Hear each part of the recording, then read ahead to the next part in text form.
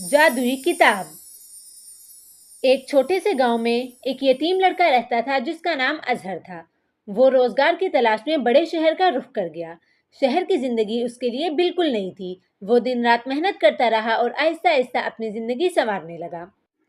एक रात जब वो काम से वापस जा रहा था तो रास्ते में उसे एक पुराना मकान नजर आया। उस मकान की अजीब सी खामोशी और तारीकी ने उसे अपनी तरफ खींचा। अजहर आगे बढ़ा और दरवाजे पर धीरे से दस्तक दी। अंदर से एक बूढ़ी औरत की कमजोर आवाज आई, कौन है? अजहर ने बताया कि वो रास्ते से गुजर रहा था और उस मकान की अजीब खामोशी ने उसे अंदर आने पर मजबूर किया। बूढ़ी औरत ने उसे अंदर आने की इजाजत दी और उसने उसे बताया कि वो इस मकान में तन्हा रहती है और उसका बेटा कई साल पहले लापता हो गया है।